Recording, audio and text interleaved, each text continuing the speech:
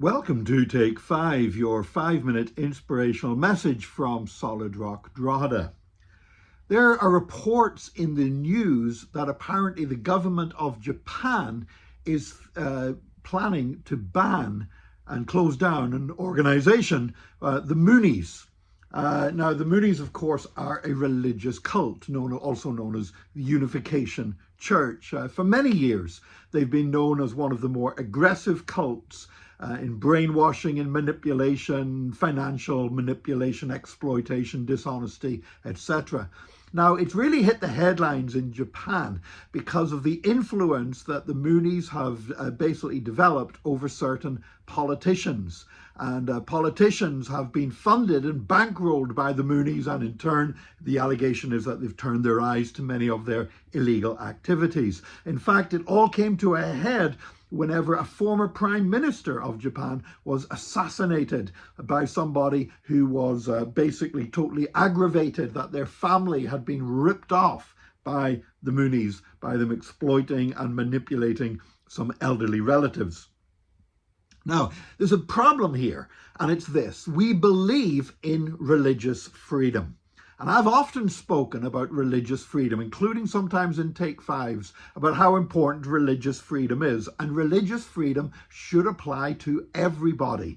You know, we can't be for religious freedom for Christians and then want to restrict the freedom of other religious groups that we don't like. Society does not work like that. If we don't have freedom for all, you end up having freedom for nobody. However, just because a group is religious does not exempt us from having to basically observe the laws that apply to everybody else. You know, churches cannot ignore fire safety rules. We cannot open up buildings and flout all the fire safety rules and just say, oh, we're a religion, we've got freedom of religion, that doesn't apply to us. Neither, as some very large churches have discovered, can we ignore child safety and protection issues. They apply to the church just as much as anyone else. We've discovered that health measures apply to the church as well as to other people. Just because we're a church doesn't mean those laws don't apply to us. So it's how those laws are being used that is important. Now, Japan has banned a religious cult before. There was a dreadful religious cult that actually killed a number of people, murdered a number of people using nerve gas in the Japanese subway. And that group ended up being banned by the government. And it's that kind of thinking that is why they're contemplating banning the Moonies as well. Of course, the Moonies will still continue because then this is only in Japan, and the Moonies is actually headquartered in South Korea and has branches in many other countries. However they work that out, and there is a real issue here, because you know what, we don't want to open the door for totalitarian regimes to deliberately discriminate against Christians by basically passing a lot of laws that have no sense whatsoever but are only really a tool for persecution and discrimination.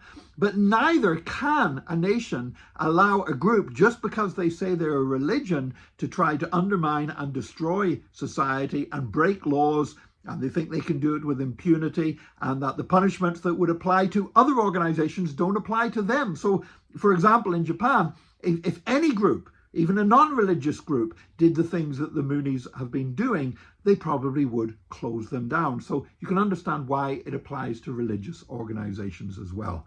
As I said, I am a firm defender of religious freedom. However, with freedom comes responsibility.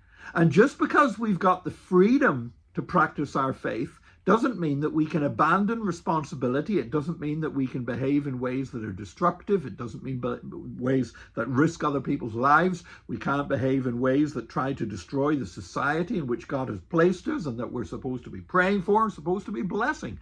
So the answer, maybe for me, does not lie in legislation, but it lies in our hearts. That those of us who follow Jesus Christ, yes, our freedoms are important, and I will continue to stand for those freedoms with every breath that's in my body, but we also need to act with responsibility. This applies to other freedoms. You know, we have a freedom of speech, but that doesn't give you the freedom in a crowded cinema to shout fire and create a panic in which people are crushed to death. That freedom of speech itself has limitations. And so we need to treasure our freedom. We need to defend our freedoms for Christians around the world to worship. And remember, there are many countries where they are not free to do that. So we need to treasure and defend our freedoms, but we need to act responsibly, that we can be good witnesses to Jesus Christ. That we would, you know what, sometimes we're going to get persecuted just because people hate us, but we should never be persecuted because we've actually done things that are wrong and are deserving